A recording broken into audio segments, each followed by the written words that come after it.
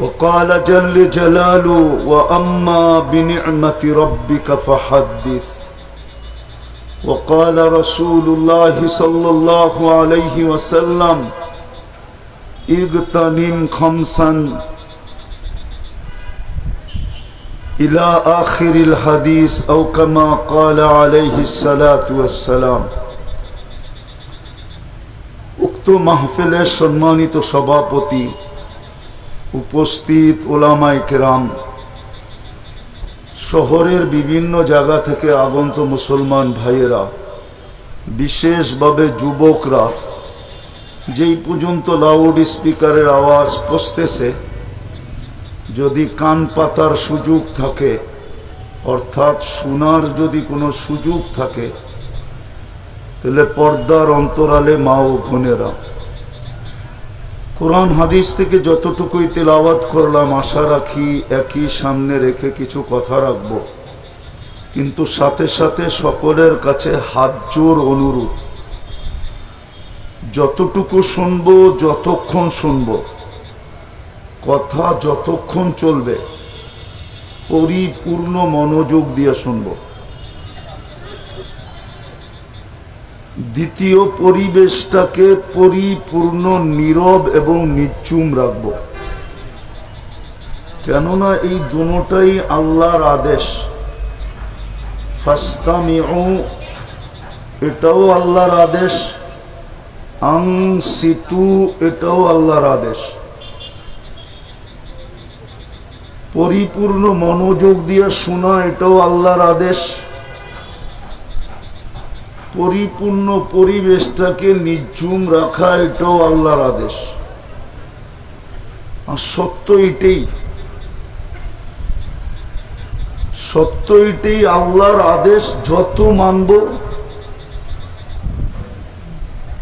যত আল্লাহর আদেশ মানব, তত বেশি আল্লাহর ঘোষণা আমাদের উপরে সত্যায়িত হবে।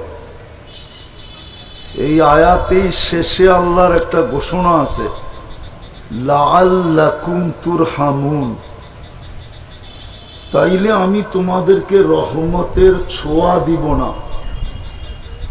কিছু জিনিসের ছোঁয়া লাগলেই শোনা হয়, যেমন প্রবাদ বাক্য প্রসিদ্ধ, পরশ পাথরের ছোঁয়া লাগলে নাকি লোহা শোনা হয়।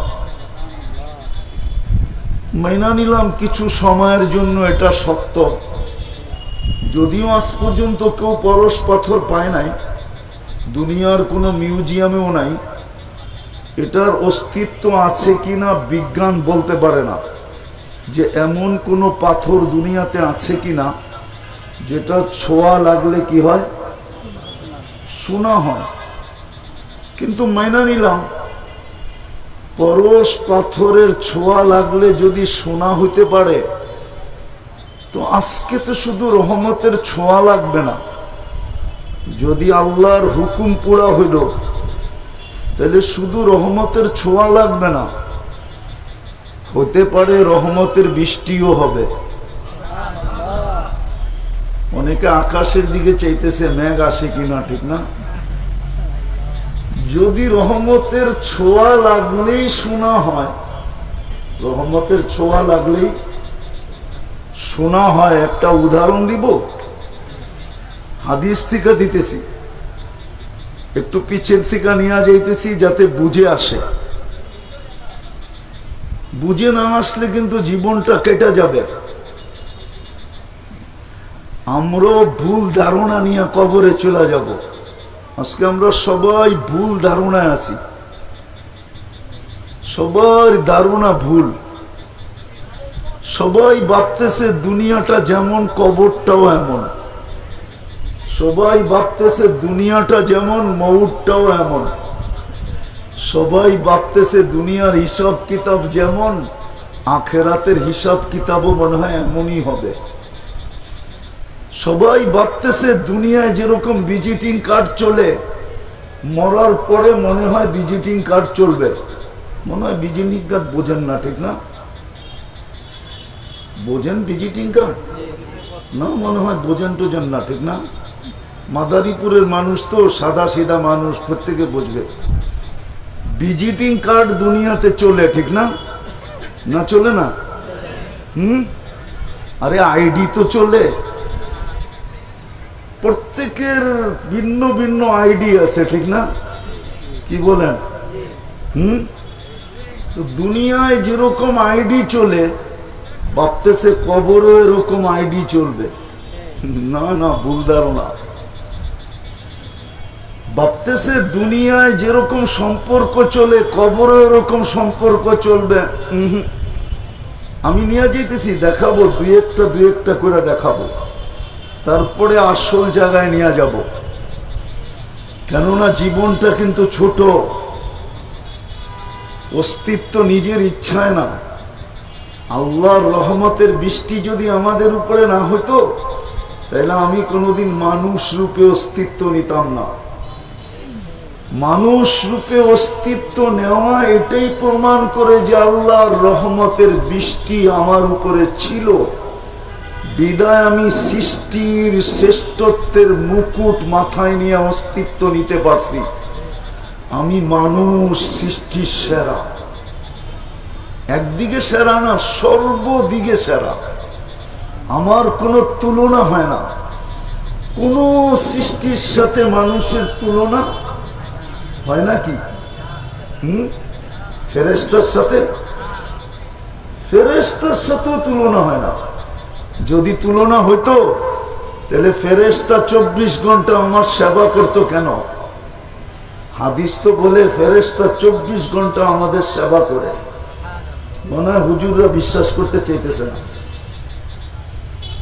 ফেরেশতা 24 ঘন্টা সেবা করে।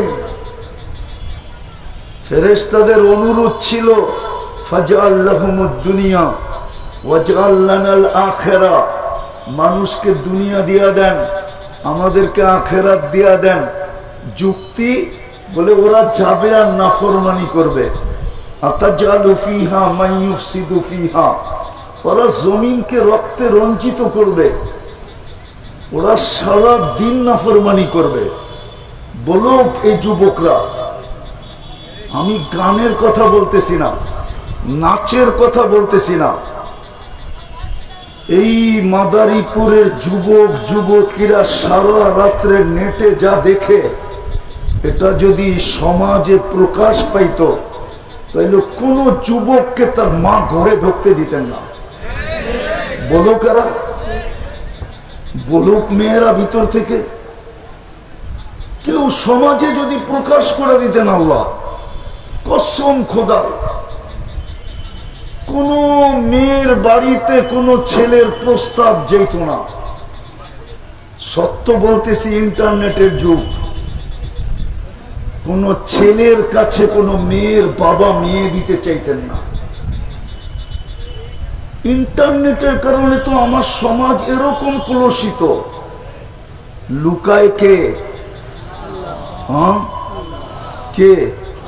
এই জন্যই তো আদম আলাইহিস সালাম বলছিলেন, আমি প্রথম মানুষ, প্রথম নবী, প্রথম রসুল, আমি মানব জাতির পিতা।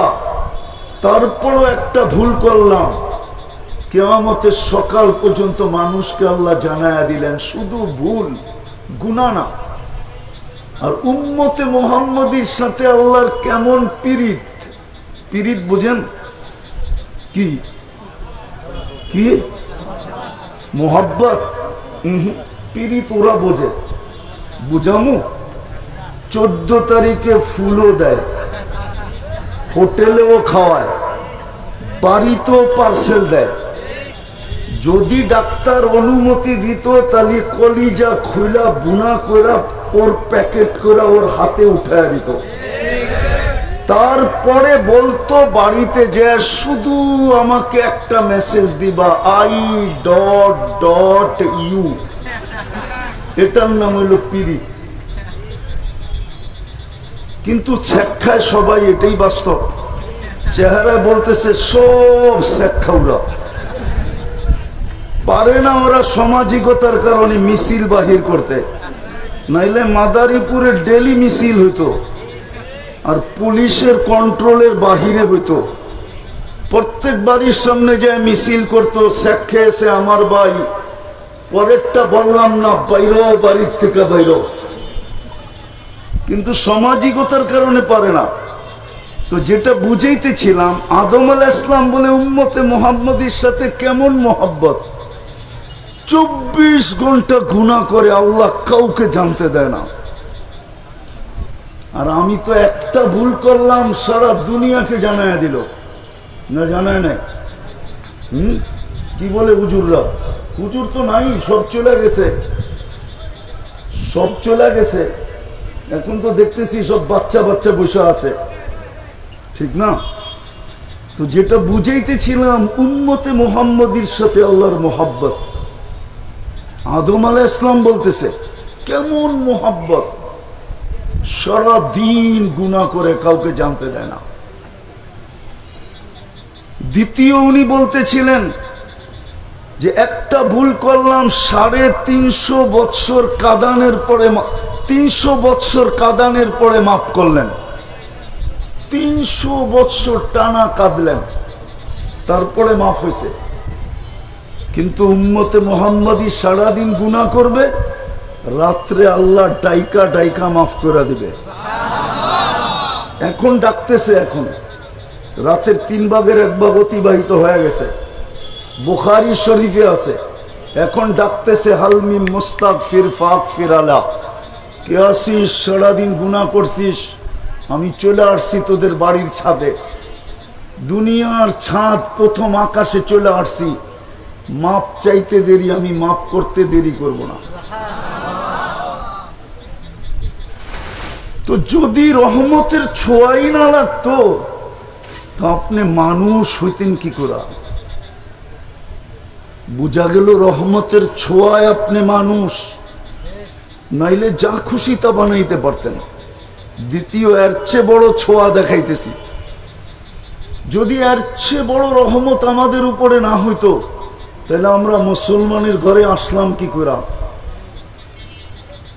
কিন্তু আমার সমাজ তো বলে মুসলমানের ঘরে আমাদের তো আসার দরকারই ছিল না। আল্লাহ তো আমাদেরকে বিপদে ফেলাইলেন, কেননা আমি তো ইসলাম পছন্দ করি না। আর আমি প্রমাণ দিব, যুবকদের চুলের স্টাইল বলে ও ইসলাম পছন্দ করে না। যদি ইসলাম পছন্দ করতো, তাইলে ওর চুলের স্টাইল এরকম কেন হতো? ইসলাম কি চুলের স্টাইল দেয় নাই? না দেয় নাই? আরে কি বলেন, দেয় নাই? কুরআন তো বলে মুহাল্লিকিনা রুউসাকুম ওয়া মুকাসসিরিন।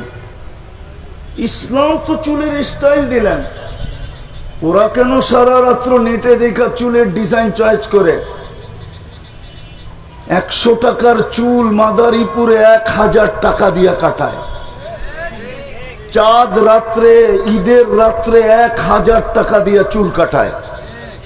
4 ঘন্টা অপেক্ষা করে সিরিয়ালের জন্য। জিজ্ঞেস করেন, ভুল বললাম? ওর কাছে তো ইসলাম পছন্দ না। যদিও আমি বলতেছি, প্রথম রহমতের চেয়েও কোটি গুণ বড় রহমতের ছোঁয়া যে মুসলমানের ঘরে অস্তিত্ব দিলেন। কিন্তু আমার সমাজ তো বলে ইসলাম লাইক করি না। আমি নিয়ে যাব, আমি আবার মিলাবো যেখান থেকে শুরু করছি, লম্বা বেশি হবে না। কেননা আলী হাসান ওসামা ওয়াজ করার পরে আমার ওয়াজ যে কেউ খাবে না, এটা আমি বুঝি। এই জন্য আমি লম্বা করবো না, আমি শর্টে মেরে দিব, পাতাইলা চলে যাব। এই জন্য অল্প সময় শেষ করে দিব, কারণ আমি তো ঠান্ডা হুজুর, ঠিক না? এত বেশি এলেম সেলেমও নাই আমার, না বস্তাতান ফিল ইলমে না জিসমে। এই জন্য আমি লম্বা করব না, কিন্তু মনোযোগ দিয়ে শুনলে কাজে লাগবে। দ্বিতীয়, আল্লাহ রহমত আমাদের উপরে ছোঁয়া দিলেন, মুসলমানের ঘরে অস্তিত্ব। আজকে ইসলাম তো আমরা লাইক করি না। আমাদের যুবকের পোশাক বলে না, আশাক বলে না, চাই বলে না, চলন বলে না, আমাদের সমাজের কোনো জিনিসই বলে না যে আমি ইসলামকে লাইক করি। আমাদের শুধু পুরুষ না, ছেলে না, আমাদের মা বোনদের চলাফেরাও এটা বলে না যে আমি ইসলামকে পছন্দ করি, এর চেয়ে বড় রহমতের ছোঁয়া। বরং আমি কসম খাইলে ভুল হবে না, আল্লাহ পুরা রহমতের পাত্র আমাদের উপরে ঢাইলা দিয়া উম্মতে মুহাম্মদী বানাইছেন। কি আরে বলেন না, উম্মতে অর্থ কি? মুহাম্মদুর রাসূলুল্লাহর উম্মত। আপনি বলবেন পুরা পাত্র ঢাইলা দিল, কই থেকে পাইলেন?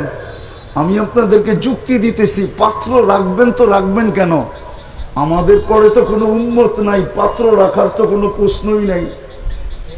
আর আমাদের নবীজির চেয়ে বড় কোনো নবীও নাই, আর ওনার পরে কোনো নবীও নাই, তো পাত্র রাখবেন তো রাখবেন কার জন্য? পাত্র পুরাটাই ঢেলা দিয়েছেন, দিয়ে আপনাকে আমাকে উম্মতে মুহাম্মদী বানাইছেন। কিন্তু আফসোস তো আমার এখানেই, সারা দুনিয়া ঘুরি, সারা দেশ ঘুরি, কিন্তু ব্যথা এখানে এটাই যে আমরা কেউ তো নবীর আদর্শকে পছন্দ করি না। যদি পছন্দ করতাম, নবীর আদর্শ যদি আমাদের পছন্দ হতো, তাহলে আমার সমাজের চিত্র এরকম হতো না। সত্য এটাই।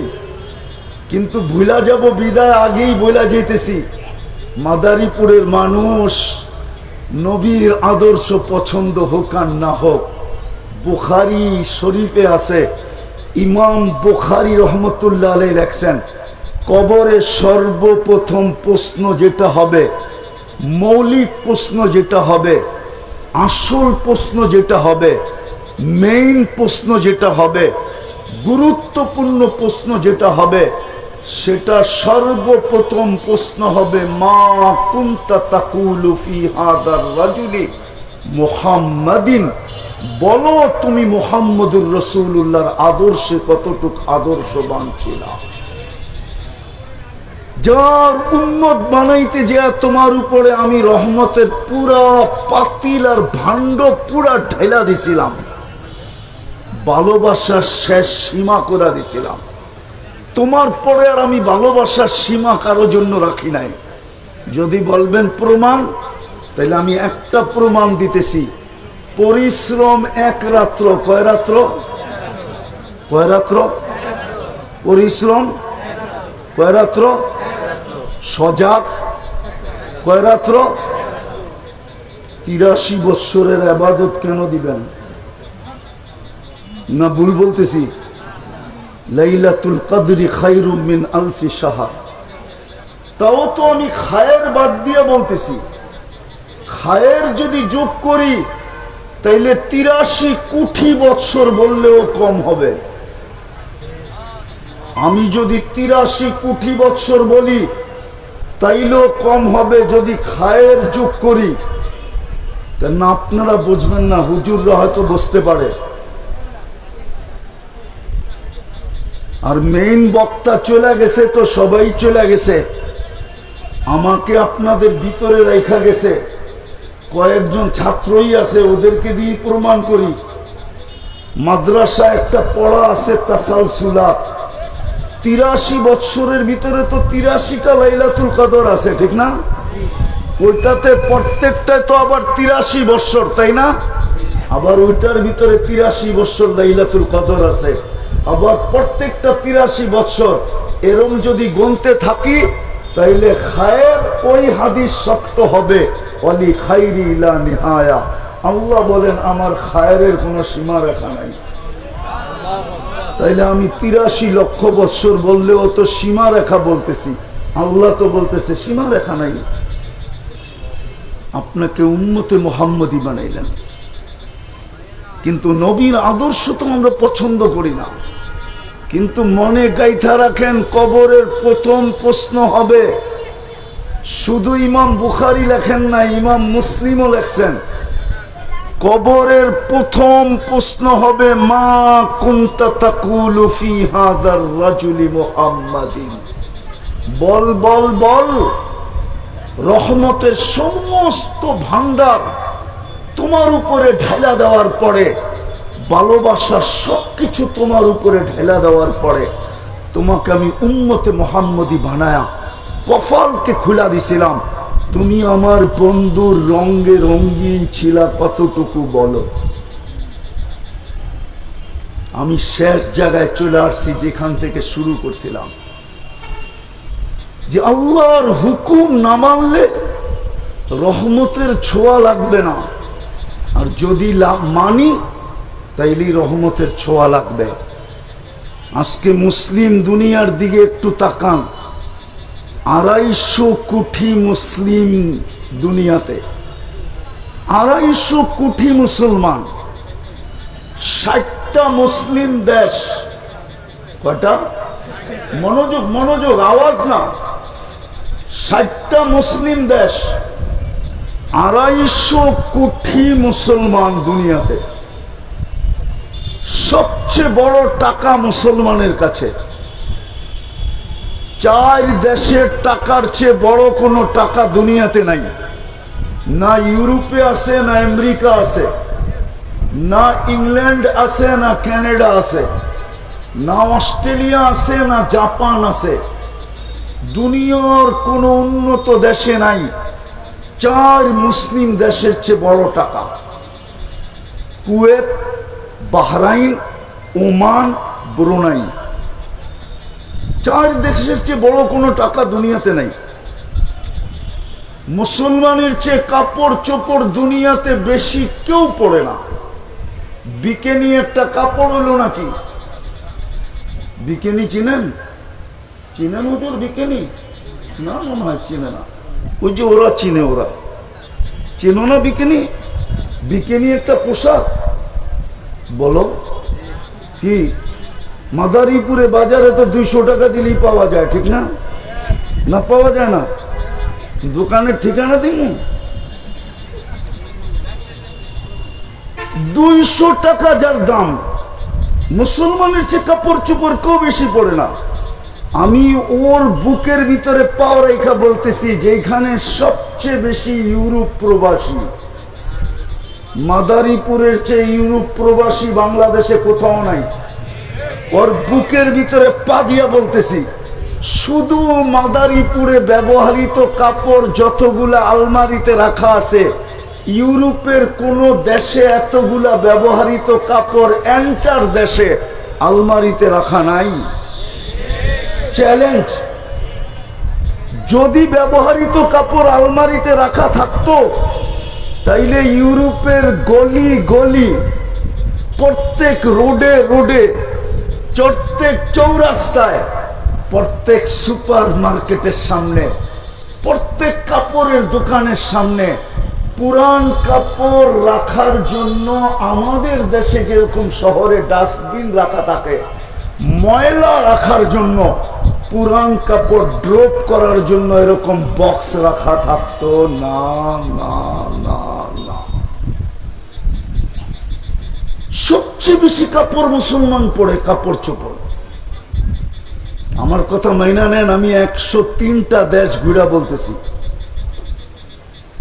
আমার কাছে শুধু নিউজিল্যান্ড বাকি আছে, 7 মহাদেশও বাকি নেই, দেখা শেষ।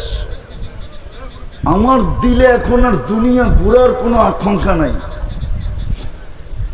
সেঞ্চুরি হয়ে গেছে, আরেকটা হইলে হবে, না হইলে নাই। আমি ঘুরা বলতেছি, আমি আপনাদের স্বাধীনতা দেখি নাই।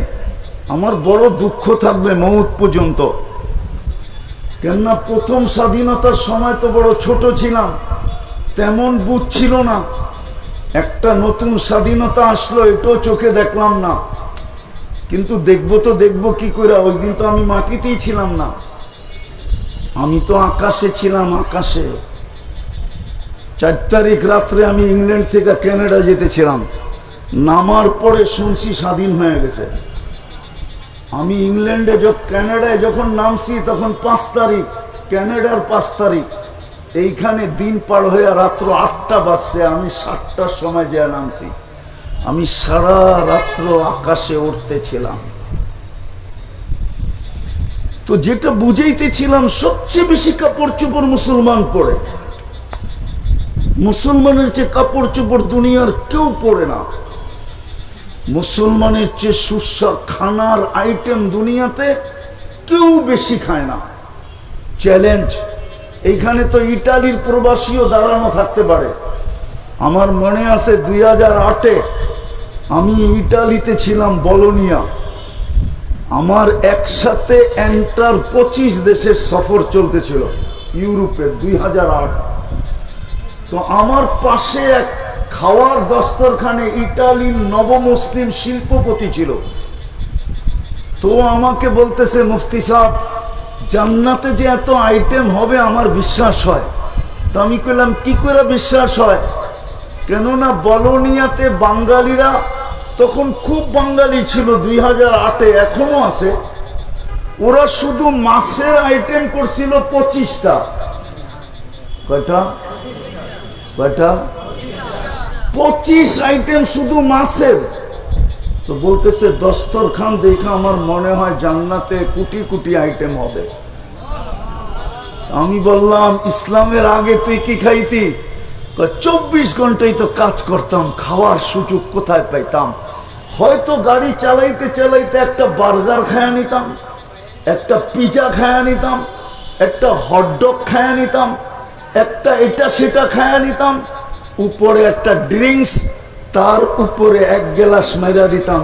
1 গ্লাস বুঝেন কি? বেশি খাইলে তো আবার চালাইতে পারবো না। আর 1 গ্লাস মনে হয় বোঝেন না, ঠিক না? বুঝছে, ফিডার তো খায় না। বুঝছে, ফিডার তো খায় না। 1 গ্লাস মেরা দিতাম, এই আমাদের খাওয়ান ছিল। দুনিয়ায় মাছেরই 25 আইটেম। তো মুসলমানের চেয়ে বেশি আইটেম কেউ দুনিয়াতে খায় না। মুসলমান নরনারীর চেয়ে বেশি প্রসাধনী দুনিয়ার কেউ ব্যবহার করে না, কসম খোদার করে না। মুসলমানের চেয়ে ব্র্যান্ড কেউ ব্যবহার করে না। আমার কথা বিশ্বাস করেন, আমি চোখে দেখা বলতেছি আপনাদেরকে। আমি পারি আপনাদেরকে এখন নেটের থেকে বাহির করে দেখায় দিতে যে মাইক্রোসফটের মালিক বিল গেটস এর সবচেয়ে দামি প্যান্ট কয় টাকা, কয় ডলার, আমি দেখায় দিতে পারি আপনাকে। আপনি এখন সার্চ দেন, আমি যুবকদের পায়ে ধরে বলি, এখন সার্চ দাও যে মাইক্রোসফটের মালিক বিল গেটসের সবচেয়ে দামি প্যান্ট কয় ডলার। এখন তোমাকে গুগল দিয়ে দিবে, দেখো কয় ডলারের। আর আমাদের যুবকদের টি শার্ট কয় ডলারের, ওর গেঞ্জি কয় ডলারের, ওর হাতের সেট কয় ডলারের। বলো, মুসলমানের চেয়ে ব্র্যান্ড কেউ ব্যবহার করে না। মুসলমানের চেয়ে দামি জিনিস কেউ ব্যবহার করে না। ব্রুনাইয়ের বাদশার যে বাড়ি ব্রুনাইতে, ওটাতে 1000 কামরা, 1000। দুনিয়ার কোন প্রেসিডেন্ট নাই, হোয়াইট হাউসও 1000 কামরা না। 1000, 100 কামরা কিনা জানি না, 100 কিনা। রানী এলিজাবেথের বাড়ি তো 100 কামরা কিনা জানি না। আমি দেখা আসছি অক্টোবরে, আমি দেখা আসছি আগস্টে, ইংল্যান্ডে ব্রুনাইয়ের প্রেসিডেন্টের বাড়িতে 400 কামরা, 400। ওর পার্সোনাল গাড়ি হলো 500, দুনিয়ার সবচেয়ে দামি। যেই গাড়ি ব্যবহার করে সব সময়, ওটার এন্টার গাড়ির পার্টস হলো সোনার।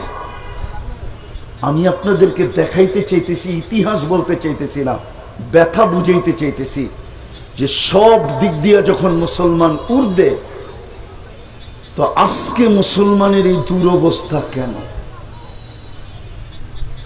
কেন মুসলমান নির্যাতিত?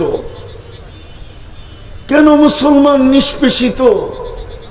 কেন মুসলমান ঘৃণিত? কেন মুসলমান দীক্ষিত? কেন মুসলমান লাঞ্ছিত? কেন মুসলমান বঞ্চিত? কেন মুসলমান নির্যাতিত? যেটা দেখতে দেখতে দেখতে দেখতে আমাদের যুবক যুবতীরা আমার সমাজের শিক্ষিত মানুষগুলা, আমার সমাজের মানুষগুলা ইসলাম বিদ্বেষী হইতে চলছে।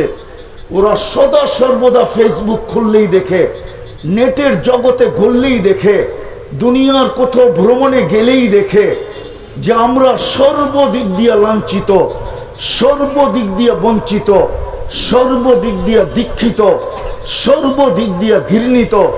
বিদায় ইসলামের ঘৃণা ওদের দিলের ভিতরে বসতে শুরু করছে। আর শুধু বসতে শুরু করছে না, মুসলমান আজকে ইসলামকে ঘৃণা করতে শুরু করছে। মুসলমানের চেয়ে বেশি আর কেউ ইসলামকে ঘৃণা করে না।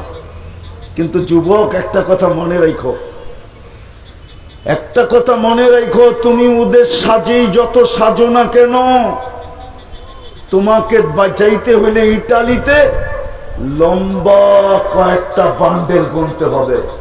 তোমার রূপরেখা দেখা কেউ তোমাকে এই দেশ থেকে নিয়ে যাবে না। মনে হয় বুঝাইতে পারি নাই। তোমাকে লম্বা বান্ডেল দিয়েই যেতে হবে। তোমার রূপরেখা দেখা ও তোমাকে নিবে না, তোমার পোশাক আশাক দেখা নিবে না। রব্বে কাবার কসম, কোনো দিন তোমাকে নিবে তো না, নিবে না, তোমাকে পছন্দ পর্যন্ত করবে না। আমরা চিনি, আমাদেরকে চিনাইতে হবে না। আমি চিনি যাদের কাছে ইউরোপিয়ান পাসপোর্ট আছে, যাদের কাছে ক্যানাডিয়ান পাসপোর্ট আছে, যাদের কাছে ইংল্যান্ডের পাসপোর্ট আছে, যাদের কাছে আমেরিকান অস্ট্রেলিয়ান পাসপোর্ট আছে, দুনিয়ার উন্নত দেশের পাসপোর্ট আছে। ও পাসপোর্টধারী, ওই দেশের নাগরিক, সম পরিমাণ ওই দেশের সুযোগ সুবিধা ভোগ করে বটে। কিন্তু ওর পাসপোর্টটা যখন ইমিগ্রেশনে চেক করে, তো ওকে যেই চোখ দিয়া দেখে, ওই দেশের একজন গায়রে মুসলিম নাগরিককে ওই চোখ দিয়া দেখে না। না না না না, চ্যালেঞ্জ কোন প্রবাসী থাকলে এখানে আসো, কোনদিন ওই চোখ দিয়ে দেখে না। বরং 10, 15, 20, আধা ঘন্টা, 2 ঘন্টা পর্যন্ত ওরে জিজ্ঞাসা করে। ও জানে এটা মুসলমান। আমাদের রঙে রঙিন হইলে হবে কি, আমাদের পাসপোর্ট গ্রহণ করলে হবে কি, আমাদের দেশের গ্রিন কার্ড পাইলে হবে কি, আমাদের দেশের নাগরিক হইলে হবে কি। এ জন্মসূত্রে মুসলমান। এ জন্ম নিতে দেরি, কানে আজান একামত আসতে দেরি করে নাই। বিদায় ও জানে তোমাকে জন্ম নিতে দেরি, আজান একামত তোমার কানে আসতে দেরি করে নাই।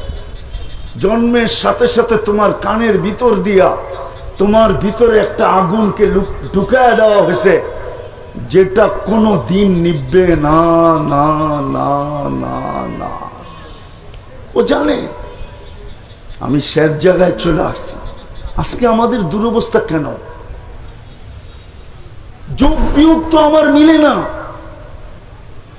আমি মাদারীপুরে বলতেছি, ধ্যান, যোগ বিয়োগ আমার মিলে না। আফগানিস্তান মাটিতে মিশা গেল, যোগ বিয়োগ মিলল, কিন্তু ইরাকে আইসা আর মিলল না। মিলল না তো মিলল না, কেন মিলল না? কেন? ইরাকে যদি আমি তাকাই, ইরাকের দিকে যদি আমি দেখি, ইরাকের দিকে যদি আমি দেখি, এইদিকে এইদিকে এইদিকে এইদিকে দেখি, এইদিকে শয়তান কিন্তু আগেই বলছি আমি, হুকুম না মানলে কিন্তু ছোঁয়া মিলবে না। আর শয়তান চাবে না আজকে আমরা আল্লাহর রহমতের ছোঁয়া নিয়ে উঠি। শয়তান চাবে না। এই জন্য অনেক পরিস্থিতি, শয়তান ভাবতে ছিল বৃষ্টি আসবেই আসবে, ঠিক না? কিন্তু আসে নাই। অনেকভাবে চাবে যেন রহমতের ছোঁয়া না লাগে। তো যেটা বুঝাইতেছিলাম আমি, যে ইরাক তো আমার যোগ বিয়োগে মিলে না। কেননা ইরাকে তো নবীর কবর দেখি তো দানিয়াল আলাইহিস সালাম ঘুমানো, সাহাবা দেখি তো 12 থেকে 13,000 সাহাবার কবর। হায়দারে কাররারের দিকে দেখি আলীউল মুর্তাদা হায়দারে কাররার, উনিও তো ইরাকে ঘুমানো, হোসাইনও তো ইরাকে ঘুমানো। আমাদের মজহাবের আবু হানিফা রহমতুল্লাহ আলাইহি তো ইরাকে ঘুমানো, পিরানে পীর দস্তগীর আব্দুল কাদের জিলানীও তো ইরাকে ঘুমানো। ওইটা মাটির সাথে মিশলো কি করে? বাদ দিলাম ইরাক, আসেন ফিলিস্তিন মাটির সাথে মিশতেছে কি করে? আপনাদের ফিলিস্তিন আমার ফিলিস্তিন এক না। আমি 15 বছর আগে দুই চোখে ফিলিস্তিন দেখছি। বিদায় আপনি মিডিয়া দেখা আপনার সাথে আমার সাথে একমত হওয়া সম্ভব না। আমি তো চোখে দেখা বলতেছি। ফিলিস্তিন তো এখন আমার চোখের সামনে। ফিলিস্তিন মাটির সাথে মিশলো কি করে, মিশতেছে কি করে? অথচ ইব্রাহিম খলিল যেখানে ঘুমাইতেছেন, ওয়াদিয়ে খলিলে তো উনি ঘুমাইতেছেন, পাশেই তো মুসা আলাইহিস সালাম কালিমুল্লাহ ঘুমাইতেছেন ওয়াদিয়ে মুসা। 70 জন নবীর কবর যেখানে চিহ্নিত, 45,000 সাহাবায়ে কেরাম যেখানে ঘুমান, মুসলমানের প্রথম কেবলা যেখানে, মেরাজের রাত্রে 1.25 লক্ষ নবীর সশরীরে যেখানে সম্মেলন, 1.25 লক্ষ নবীদের সম্মেলন ছিল। মেরাজের রাত্রে সশরীরে বাইতুল মুকাদ্দাস ফিলিস্তিনে মুহাম্মদুর রাসূলুল্লাহ সশরীরে উপস্থিত ছিলেন ফিলিস্তিনে। যিনি নামাজের ইমামতি করেন, যিনি ওইখানে খুতবা দেন, তারপরে সবার কাছ থেকে বিদায় নিয়ে আরশে যান। কেননা আকাশের রানওয়ে, আকাশে উঠার রানওয়ে বাইতুল মুকাদ্দাসের উপর থেকে হইল আকাশে যাওয়ার রানওয়ে। ওইখান থেকেই উপরে যান। ওই রানওয়ে হইল ডাইরেক্ট আকাশের প্রথম আকাশের দরজা পর্যন্ত। ওইখান থেকে দ্বিতীয় আকাশের দরজা, তৃতীয় আকাশের দরজা, চতুর্থ আকাশের দরজা, পঞ্চম, ষষ্ঠ, সপ্তমের দরজা। ওই শহরটা মাটির সাথে মিশে কি করে? একটু আমাকে বুঝান। এতগুলা দয়া করার পরেও ফিলিস্তিন কি করে মাটির সাথে মিশে? 250 কোটি মুসলমান কি করে নির্যাতিত হয়? 60টা মুসলিম দেশ থাকা সত্ত্বেও আমরা কি করে নিকৃষ্ট হই? দুনিয়ার সবচেয়ে বেশি আমরা ভোগ করি, আমরা ব্যবহার করি। 70% সম্পদ দুনিয়ার মুসলমানের পায়ের নিচে। বিশ্বাস আপনাদের হবে না, বিদায় আমি শেষ জায়গায় চলে আসছি। আসেন কেন জানেন? আজকে আল্লাহর হুকুম ছেড়া দিছে। বুক করি 24 ঘন্টা বটে, সারাদিন কাটটা বুক করেন বলেন?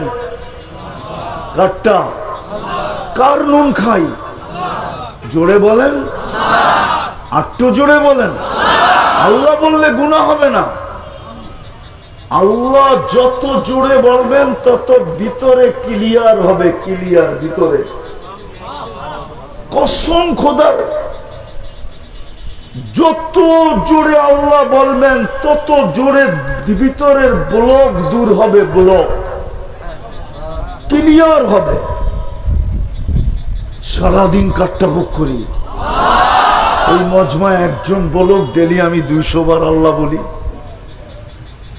একজন বলুক, 1-2 হবে।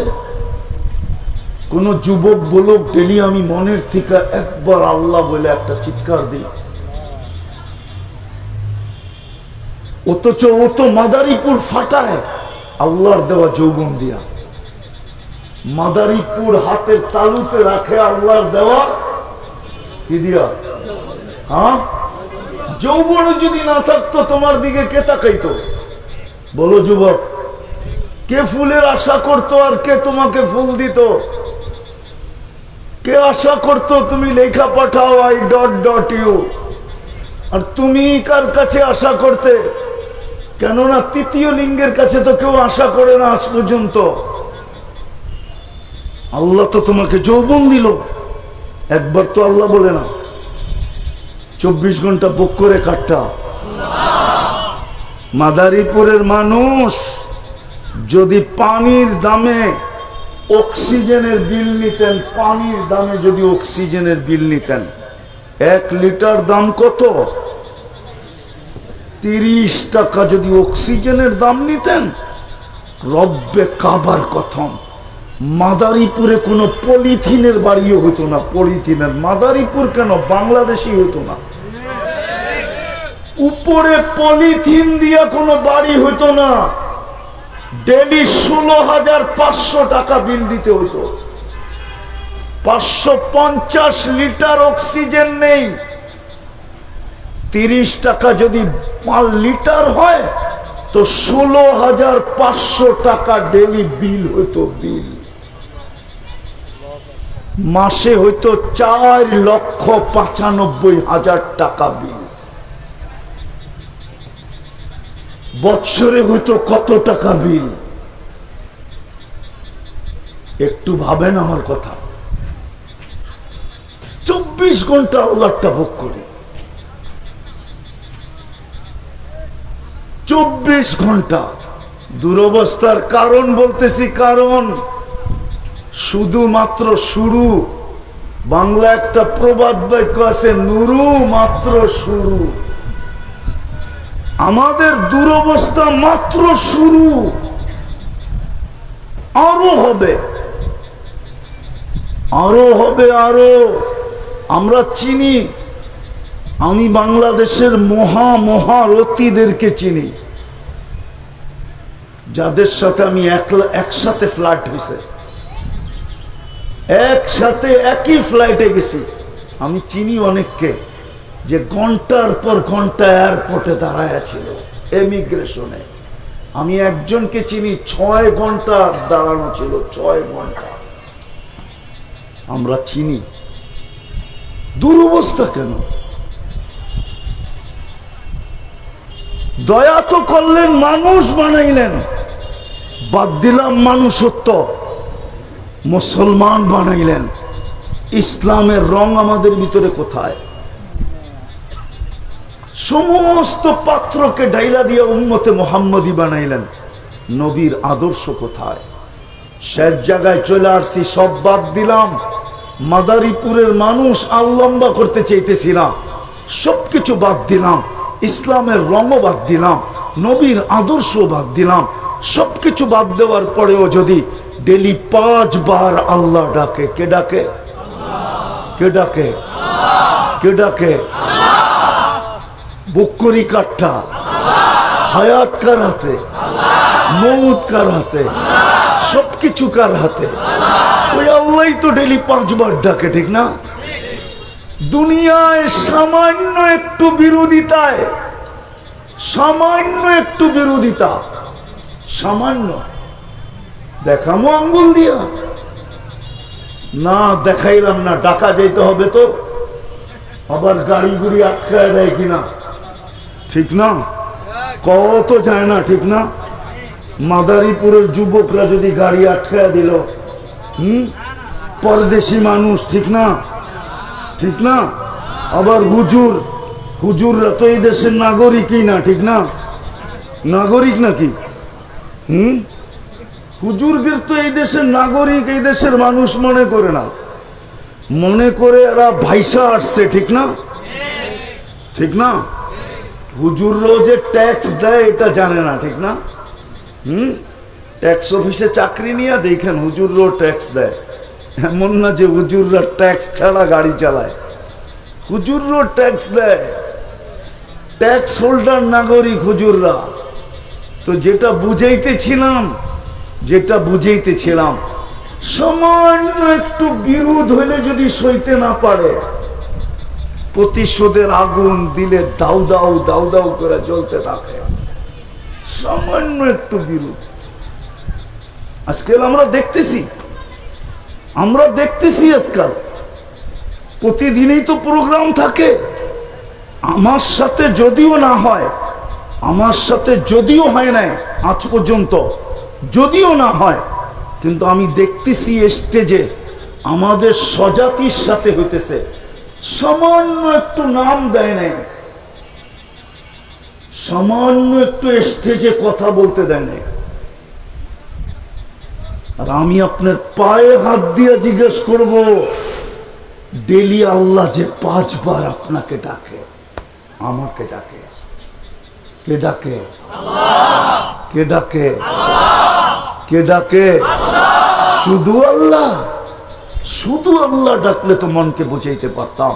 শুধু আল্লাহ তো ডাকে না, রহমানও ডাকে, রহিমও ডাকে, মালিকও ডাকে, কুদ্দুসও ডাকে, সালামও ডাকে, মুমিনও ডাকে, মুহাইমিনও ডাকে, আজিজও ডাকে, জব্বারও ডাকে, মুতাকাব্বিরুল খালিকুল বারিউল মুসাব্বিরুল গফফারুল কখারুল ওয়াহাবুর রাজ্জাকুল ফাত্তাহুল আলিমুল কাবিদুল বাসিতুল খাফিদুর রাফিউল মুইজ্জুল মুদিল্লুস সামিউল বাসীরুল হাকামুল আদলুল লতীফুল খবীরুল হালিমুল আযীমুল গফুরুশ শাকুরুল আলিয়্যুল কবীরুল হাফিজুল মুকিতুল হাসিবুল জলিলুল করিমুর রকিবুল মুজিবুল ওয়াসি আল হাকিমুল ওয়াদুদুল মজিদুল বাঈসুশ শাহীদুল হকুল ওয়াকিলুল কবিয়্যুল মাতিনুল ওয়ালিয়্যুল হামিদুল মুসি আল মুবদি আল মুঈদ আল মুহয়ি আল মুমীত আল হাইয়্যু আল কাইয়্যুম আল ওয়াজিদ আল মাজিদ আল ওয়াহিদ আল আহাদ আল সামাদ আল কাদির আল মুক্তাদির আল মুকদ্দম আল মুআখ্খার আল আউয়াল ওয়াল আখির আল যাহির ওয়াল বাতিন আল ওয়ালি আল মুতাওয়ালি আল বাররু তাওয়াব আল মুনতাকিম العفو الرؤوف مالك الملك ذا الجلال والإكرام المقسط والجامع والغني والمغني المانع الضار النافع النور الهادي البديع والباقي الوارث والرشيد الصبور 99 পদের মালিক আল্লাহ ডাকে, 90% আসে না, 90% মসজিদে আসে না, নামাজ পড়ে না আমার জাতি। হায় হায়, তারপরও তো 1 সেকেন্ডের জন্য রহমত বন্ধ করেন না। এক হাদিস মনে উঠলো অনেক দিন পরে, তাই বলতেছি। আল্লাহ বলে, রহমতি ইলাইকা নাজিল, রহমতি ইলাইকা নাজিল, 24 ঘন্টা আমার রহমত তোর উপরে চলতেছে। ও মাদারীপুরের মানুষ, যদি এখন 1 মিনিটের জন্য অক্সিজেন বন্ধ করে দেয় কি হবে? কি কি আরে বলেন না, মৌত মৌত মৌত। সারা মাদারীপুর ঢইলা পড়বে মৃত্যুর কোলে 1 মিনিটের জন্য অক্সিজেন বন্ধ করলে। আল্লাহ বলে, রহমতি ইলাইকা নাসিল, 24 ঘন্টায় 5 বার তোকে আমি ডাকি, তুই তাকায়ও দেখিস না, তারপর আমার রহমত 24 ঘন্টা তোর উপরে বৃষ্টির চেয়ে বেশি বর্ষিত হয়। হায় হায় হায়, ওয়া মাসিয়াতুকা ইলাইয়া সাইদ, আর 24 ঘন্টা তোর নাফরমানি আমার দিকে উঠতে থাকে। 24 ঘন্টা তোর নাফরমানি, মাসিয়াতুকা ইলাইয়া সাইদ, 24 ঘন্টা তোর নাফরমানি আমার দিকে উঠতে থাকে। বলেন, আপনার আমার দুরবস্থা হবে না তো হবে না কেন? চিল্লায়া ময়দান জিতা ফেলবেন? ইম্পসিবল, সম্ভব না। নাইলে আজকে 1 বছর 7 মাস চলতেছে ফিলিস্তিনের যুদ্ধ। আজকে 5 তারিখ, 1 বছর 7 মাস কমপ্লিট। অক্টোবরের 5 তারিখে 1 বছর ছিল, আজকে 5 তারিখ চলে যেতেছে 1 বছর 7 মাস। আসে না কেন ফেরেশতা? অথচ একজনের জন্য তো ফেরেশতা আসতো। আমি মাদ্রাসার ছেলেদেরকে বলতেছি, কান খুলে বোঝো, একজনের জন্য তো ফেরেশতা আসতো। ইতিহাস উঠাও।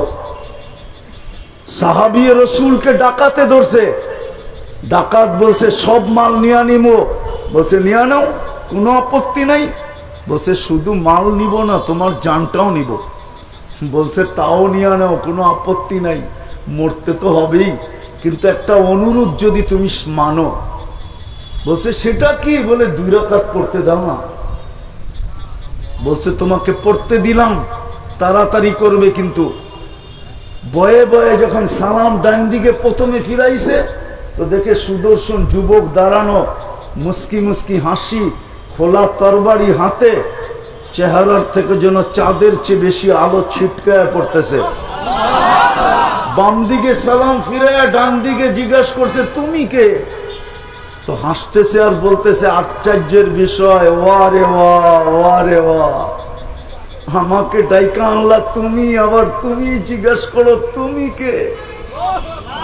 ডাইকা তো তুমি আনলা। তো বলছে কখন ডাইকা আনলাম? বলছে তুমি যখন পড়তেছিলা সেজদার ভিতরে, ইয়া ওয়াদুদ ইয়া যাল আরশিল মাজিদ ইয়া ফাআলুল লিমা ইউরিদ আসআলুকা বিইজ্জাতিকাল্লাতী লা তুরাম ওয়া বিমুলকিকাল্লাযী লা ইউযাম ওয়া বিনূরিকাল্লাযী মালা আরকানা আরশিক আন তাকফিনি মিন হাযাল লিস ইয়া মুগিস আগিসনি। বলে তোমার প্রথম চিৎকারে সমস্ত আকাশে ছুটাছুটি শুরু হয়েছে। ফেরেশতারা চিৎকার দিয়া বলতেছিল আল্লাহ বিপদগ্রস্তের আওয়াজ, অনুমতি দিতে দেরি, চাপায়া পড়তে দেরি করব না। তো আল্লাহ আমাকে চতুর্থ আকাশ থেকে নির্বাচিত করছেন। তুমি দ্বিতীয়বার যখন ইয়া মুগিস বলে চিৎকার দিছ, আমি 4 আকাশ অতিক্রম করে ফেলছি। যখন তৃতীয় চিৎকার দিছ, তোমার মাথার কাছে আইসা তোমার দুশ্মনকে জাহান্নামে পৌঁছায় দিছি। ওই যে তাকায় দেখো আগুন জ্বলতেছে দাউ দাউ করে। বলছে এই বিশেষত্ব কি আমার?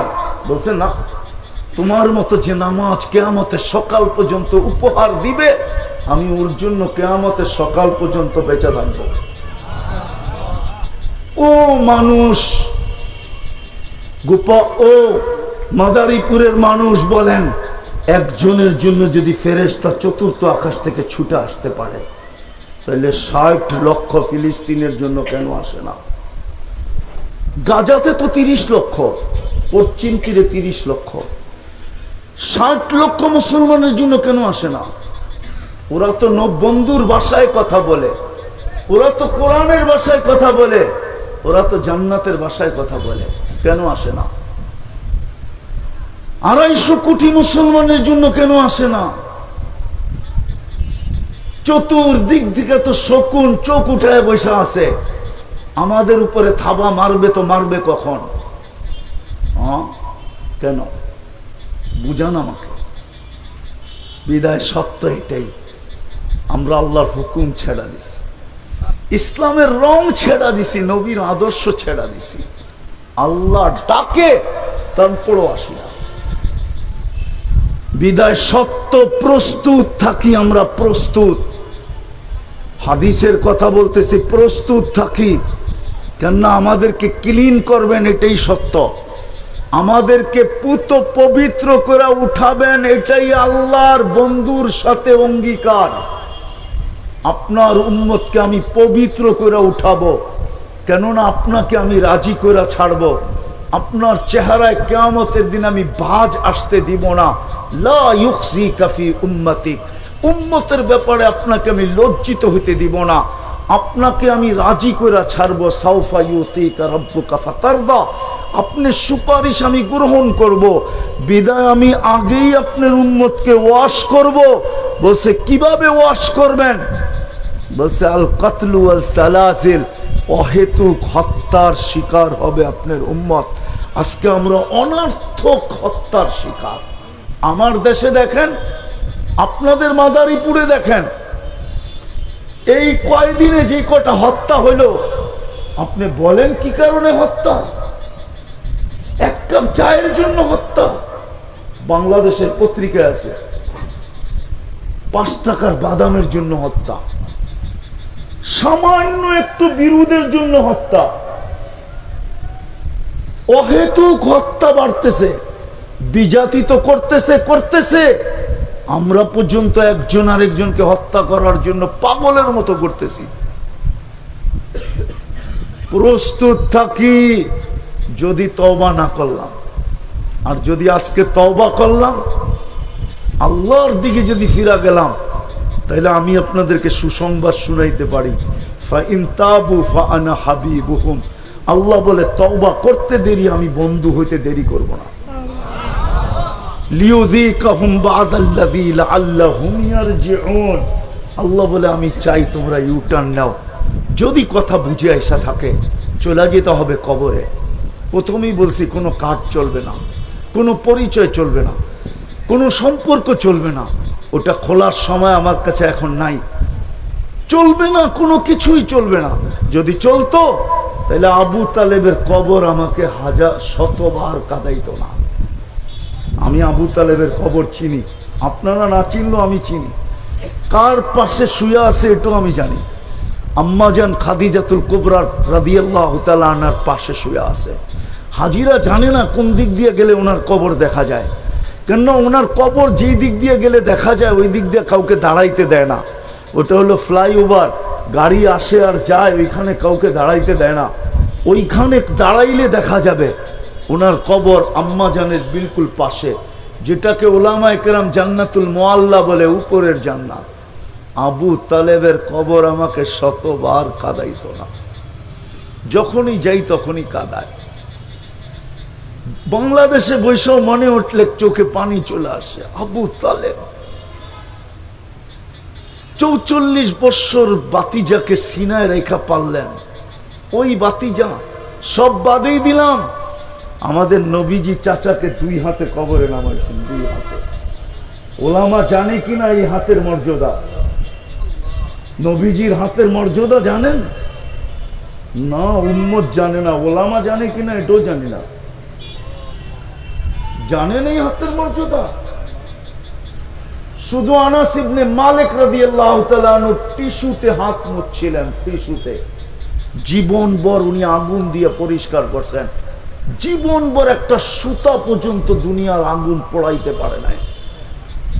মানুষ মনে করতো আনাস রাদিয়াল্লাহু তাআলা আনহু জাদু দেখাইতেছেন। বন্ধুরা জিজ্ঞাসা করতো, আনাস এই জাদু কোত্থেকে? বলছে এটা জাদু না, এটা মুহাম্মদুর রাসূলুল্লাহর হাতের ছোঁয়া। যার হাতের ছোঁয়া লাগলে দুনিয়ার আগুন সুতা পোড়াইতে পারে না। যার পিঠের ছোঁয়া লাগলে মেম্বরে পা দিতে দেরি, মরা মৃত্যু খেজুর গাছ জীবিত হইয়া কান্নায় ভাঙ্গা পড়তে দেরি করে না। ওনার হাতে কবরে নামাইছেন, 2 হাতে। আর একটা চিৎকার দিছেন, আম্মি আম্মি মা তারাক্তালি সাবিলা। চাচা আমার জন্য কোনো রাস্তা রাখলেন না। বলছিলাম কলেমা পড়েন নাই, বলছিলাম মুঠো ঠেলায় দেন, আওয়াজ করতে হবে না, তাও করেন নাই। বলছিলাম চুপ থাকেন, চুপ, কিচ্ছু বলবেন না, তাও করেন নাই। শেষে একটা চিৎকার দিছেন, আলা মিল্লাতি আব্দুল মুত্তালিব। আমি আব্দুল মুত্তালিবের ধর্মের উপরে চলে গেলাম। চাচা আমার জন্য কোনো সুযোগ রাখলেন না। আমি আপনার কষ্টের বিনিময়ে দিতে পারি নাই। 6 বৎসর 6 মাস বয়সে বুকে উঠাইছেন। যেদিন আল্লাহ রসুলের বয়স 50 বৎসর 6 মাস 10 দিন, ওই দিন আবু তালেব দুনিয়া থেকে বিদায় নিয়েছেন। 44 বৎসর 10 দিন। এই জন্যই ওনার কবর দেখলে আমার কান্না আসে। ওই জন্যই ওনার নাম মনে উঠলে চোখে পানি আসে, ভিতরটা ফাটা যায়। কোনো পরিচয় চলবে না। আসেন, যদি বুঝে আসা থাকে এই মাহফিল থেকে, চলেন প্রথম আল্লাহর কাছে মনের থেকে তওবা করি। আমরা তওবা, এই রাস্তা আমাদের জন্য এখনো খোলা আছে। তওবা করি। উম্মত, এটা উম্মত। কয়েকজন পাগড়ি সাগরিয়ালা হুজুর দেখা ভুল বুঝেন না যে এদের দোয়ায় কিছু হয়ে যাবে। হইলে এতদিনে হয়ে যেত। কেননা প্রথম যুদ্ধ বাজে অক্টোবরের 7 তারিখে, 5 তারিখে। তারপরই রোজা আসছিল, দ্বিতীয় রোজা চলে গেল যুদ্ধে। প্রথম রোজায় আমি ভাবছিলাম যে মনে হয় ঈদ 2টা হবে। কেননা আমার জীবন কেন, হেরেমের জীবন, মক্কা মদিনার জীবনে মনে হয় মক্কা মদিনা এরকম কান্না দেখে নাই, এরকম চোখের পানি দেখে নাই। এই রমজান না, রাতের রমজানের কথা বলতেছি আমি। আপনি নেন, নেটের ভিতরে পাবেন। বেতের নামাজ পড়া যে কান্না, হায় হায়, ইমাম সালাম ফিরে ফেলছে, হাজারো মুক্তাদি সেজদায় পড়ে এখনো কাঁদতেছে। আর শুধু বলতেছে আল্লাহ ফিলিস্তিন ফিলিস্তিন ফিলিস্তিন ফিলিস্তিন। আমার মনে হইতেছিল ঈদ দুটা হবে, ফিলিস্তিনের স্বাধীনতা আর রোজার ঈদ। ওই রমজানও গেল, এই রমজানও গেল, ওই কোরবানিও গেল, এই কোরবানি আবার আসতেছে, কিন্তু বিজয়ের কোনো চিহ্ন দেখতেছি না। রাস্তা মনে হয় একটাই খোলা, তওবা যদি আল্লাহর কাছে করতে পারি। করবেন মনের থেকে? কে কে করবেন দেখি? পাক্কা? হ্যাঁ, যুবকরা কি বলে? পাক্কা? তাইলে বলেন আল্লাহ অতীত থেকে তওবা করলাম, আপনি আমাদের তওবা কবুল করেন। নামান বেশি কিছু করতে হবে না, এই উম্মতকে একটা কাজ আজকের থেকে করেন। আমি আপনাদেরকে প্রমাণ দিতেছি, আর কোনোদিন মাদারীপুরে আসি না, না আসি জানি না, কিন্তু প্রমাণ দিতেছি আপনাদেরকে। ইহুদিদের কিতাবে আজও লেখা আছে, যদিও নাকি মুসলমান ওলামারা জানে না, অনেক তথ্যই মুসলমান ওলামারা জানে না, আমাদের বাংলাদেশের ওলামারাও জানে না, কিন্তু বলতে বলতে এখন দেখতেছি পত্রিকায়ও লেখা শুরু হয়েছে, মিডিয়ার থেকেও প্রচার শুরু হয়েছে। আমি মাঝে মাঝে বলি যে বাংলাদেশের মাটির নিচে একটা আধ্যাত্মিক শক্তি আছে, এই মাটি নিয়ে বেশি দিন যে খেলে, মাটি ওকে বেশি দিন খেলতে দেয় না। মাটি বেশি দিন, এটা মাটির আধ্যাত্মিক শক্তি। কেন জানেন? কেন আল্লাহর রসুল যখন হিজরত করেন নাই, তখন বাংলাদেশে 4 সাহাবী চলে আসছে। এই দেশের মানুষ সাহাবাদেরকে দেখা মুসলমান হয়েছেন। আল্লাহর রসুল তখনও হিজরত করেন নাই। আমি নাম বলতেছি, আবু ওয়াক্কাস, ওহাব ইবনে মালিক, কাসেম ইবনে হুযাইফা, উরওয়া ইবনে সাসা, দুইজনের কবর চীনে আছে, এখান থেকে চীনে গেছেন। আবু ওয়াক্কাস, ওহাব ইবনে মালিক রাদিয়াল্লাহু তাআলা আনহুর কবর মঙ্গোলিয়ার বর্ডারে, উনি মঙ্গোলিয়া পর্যন্ত গেছেন। আর দুইজন এইখানেই আছেন, কোথায় আছে আমি জানি না। কাসেম ইবনে হুযাইফা, উরওয়া ইবনে সাসা। ইসলামের প্রথম কোরবানির আধ্যাত্মিক শক্তি এই মাটির নিচে লুকানো। এই জন্য এই মাটির 1400 বৎসরের ইতিহাস বলে যে এই মাটির ভিতরে এক আধ্যাত্মিক শক্তি আছে। এই মাটি নিয়ে যে বেশি খেলে, মাটি ওকে বেশি দিন খেলতে দেয় না। হয়তো রান আউট করে, নাইলে বোল্ড আউট করে, নাইলে ক্যাচ আউট করে, নাইলে ছক্কা দিয়া বাউন্ডারির বাহিরে করে।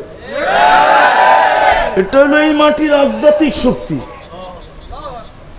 কসম খোদা, আমি ইতিহাসের পাতা থেকে আপনাদেরকে বলতেছি, ইতিহাসের পাতা থেকে। তওবা তো করলেন, এই উম্মত বেশি কিছু করার প্রয়োজন নাই। যদি একটা কাজেই এই উম্মত করে, বা আমরাই করি একটা কাজ আজকের থেকে, যে এই মজমাই যদি আজকের থেকে বলে, যেটা ইহুদিদের কিতাবে লেখা আছে, যে যেই দিন মুসলমানের জুমার জামাত আর ফজরের জামাত সমান হবে, ওই দিন মুসলমানের বিজয়ের পালা শুরু হবে। এর আগে যদি মুসলমান 250 কোটিও জান দেয়, বিজয়ের পালা শুরু হবে না। না না, আপনিই বলেন, মালিক কাউকে 3 বার ডাকলো, যদি ওর ধৈর্যের বাঁধ ভাঙা যেতে পারে, ও কর্মচারীকে আর রাখে না, তাইলে ডেলি আল্লাহ 5 বার ডাকে, মাসে 150 বার ডাকে, বৎসরে 1800 বার ডাকে। বলেন 20 বৎসরের যুবক বলুক, ও 15 বৎসর থেকে 5 বৎসরে কয়বার সাড়া দিছে?